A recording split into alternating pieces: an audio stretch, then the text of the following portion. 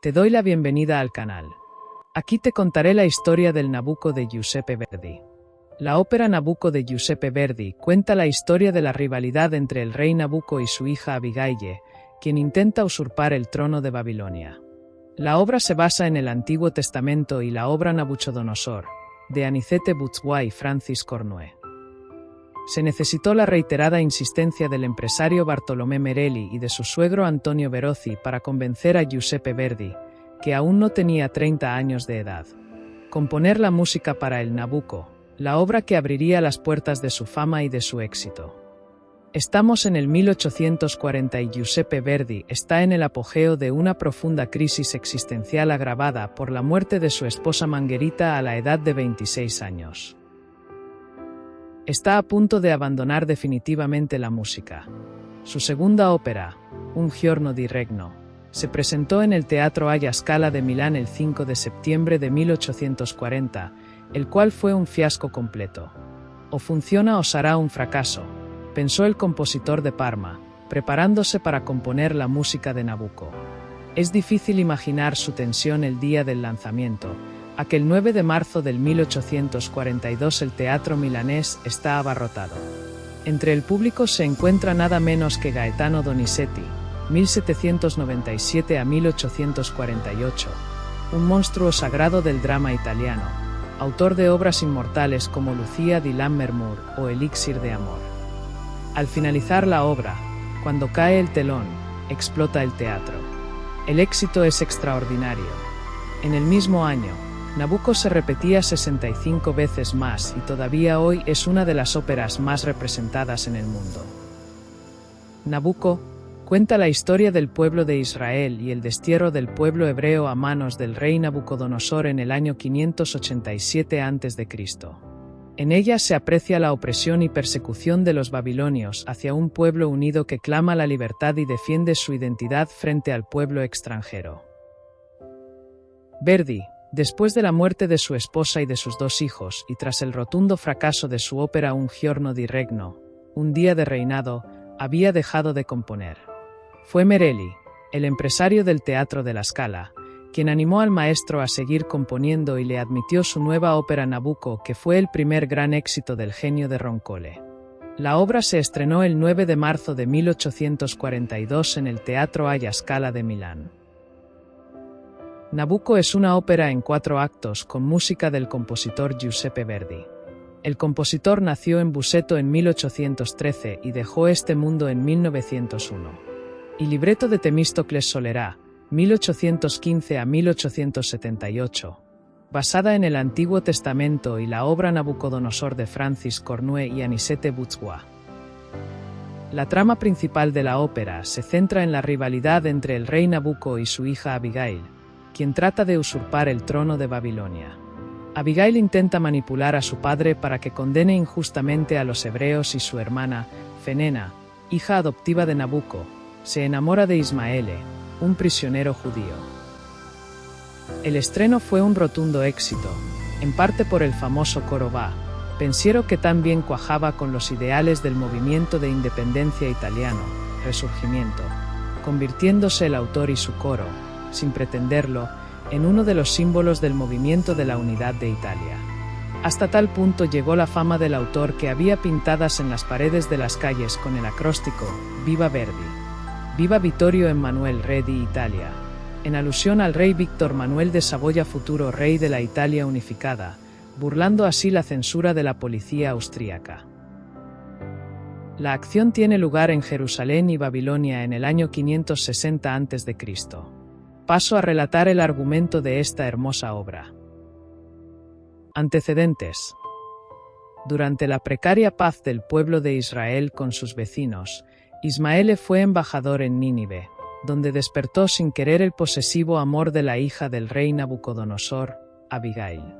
Pero Ismaele se enamoró de la otra hija, Fenena, que al volver a Israel se fue con él y reside ahora en Jerusalén. Mientras tanto, Nabucodonosor se pone en marcha con sus tropas para invadir el minúsculo reino de Israel. Los israelitas ven como los babilonios, asirios en el libreto original, se acercan a Jerusalén y se reúnen temerosos en el templo. Zacarías cree tener a mano la solución para evitar la invasión. En cuanto llegue Nabucco, amenazará la vida de Fenena con un puñal, y obligará así al babilonio a retroceder. Entra entonces Nabucco en el templo de Jerusalén. Zacarías intenta poner en práctica su plan, amenazando la vida de Fenena con un puñal. Pero mal advertido, Ismael le quita el puñal al sacerdote porque ama a Fenena. Zacarías ha perdido su baza y los babilonios ocupan, en efecto, el templo. El orgullo de Nabucco lo lleva a exigir que los judíos le rindan honores, proclamándose Dios. Al punto, un rayo celeste lo derriba y le hace perder la corona. Abigail, que no pierde detalle, la recoge. Los restantes israelitas miran con desprecio a Ismael, a quien consideran un traidor. En el acto 2, Abigail ha encontrado un documento que afirma que sus orígenes no son reales. Ella es la hija de Nabucco y de una esclava. Como Nabucco ha nombrado regente a Fenena, Abigail se enfurece, hace acudir a un Nabucco temeroso y le enseña el documento, que rompe en su cara. Llega el gran sacerdote de Baal y Abigail cierra un pacto con él para eliminar a los judíos, y de paso cualquier oposición de Nabucco, que es formalmente depuesto. Babilonia tendrá solo una reina, Abigail. A continuación, Zacarías va a buscar el apoyo de Fenena, a quien confía en convertir a la fe de Israel. Zacarías, Anna y Fenena entran en la sala. Anna anuncia su conversión. Pero Abdallo llega con terribles noticias. Abigail reina y los israelitas han sido condenados al exterminio colectivo por Nabucco, quien se proclama Dios. En ese instante, un rayo celestial lo derriba y pierde la corona, de la que se apodera Abigail. Esta recoge la corona del suelo y se la pone. Ahora manda ella. Luego viene la parte de la profecía, en esta obra. El gran sacerdote de Baal acude a Abigail para que firme la muerte de Arabella y los israelitas. La reina finge rechazo. En ese momento entra Nabucco y ella le hace firmar las sentencias de muerte. Luego, ordena que encarcelen a Nabucco, a pesar de las súplicas de este, que trata de evitar que manden al otro mundo a Fenena. Junto al gran río asiático Eufrates, los israelitas trabajan como esclavos mientras esperan su paso al otro mundo. Es el momento del célebre coro Va, Pensiero, el coro de los esclavos judíos de la ópera de Nabucco. Zacarías conforta a su pueblo y trata de que haga algo excelente, confiar y creer en su futuro. En el siguiente acto, el ídolo roto, Nabucco despierta de un prolongado letargo. Ve pasar a Fenena hacia su ejecución y se da cuenta de su situación como preso. Pide perdón al Dios de Judá y se convierte a su fe. Este es un disparate de parte del libretista. Confortado por esta acción, se dispone a romper el dominio de su hija e ir a luchar. Su fiel Abdallo le trae la espada y también un grupo de hombres que le son fieles, y el rey babilonio sale a la palestra. Fenena es llevada al suplicio con los judíos. Zacarías la conforta. De pronto Nabucco y sus soldados los salvan de la ejecución. Nabucco ordena que destruyan la imagen del dios Baal, pero el ídolo estalla por sí solo. Abigail entra, moribunda. Se ha envenenado y solo pide ser perdonada por su hermana y por su padre y pasa al otro mundo, invocando al Dios de Israel. ¿Qué significa el coro de Nabucco va pensiero?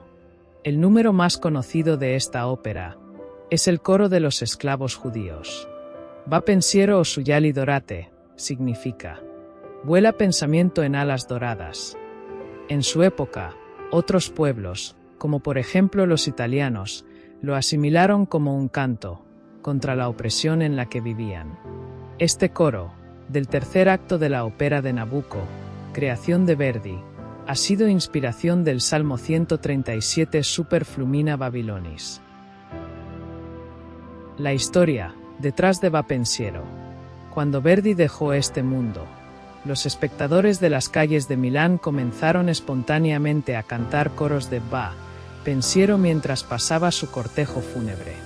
Un mes después, cuando fue enterrado de nuevo junto a su esposa en la casa di riposo, un joven Arturo Toscanini dirigió un coro de 800 personas en el famoso himno. Va Pensiero ha sido calificada como la obra maestra de Verdi y si han escuchado, por ejemplo, la Sinfónica de Burgos, podrán apreciar la belleza magistral y sublime, muchos estaremos de acuerdo. Canta la historia del exilio hebreo en Babilonia tras la pérdida del primer templo de Jerusalén. Este coro le dio fama al compositor. Nana Mouskouri hizo una versión de la canción hacia el año 1980. Estas son las palabras que brotan de las voces corales de esta magnífica obra. Vuela pensamiento, con alas doradas. Pósate en las praderas y en las cimas, donde exhala su suave fragancia. El aire dulce de la tierra natal. Saluda a las orillas del Jordán y a las destruidas torres de Sión. Ay, mi patria, tan bella y abandonada. Ay, recuerdo, tan grato y fatal. Arpa de oro, de los fatídicos bates. ¿Por qué cuelgas silenciosa del sauce? Revive en nuestros pechos el recuerdo. Háblanos del tiempo que fue. Canta un aire de crudo lamento al destino de Jerusalén.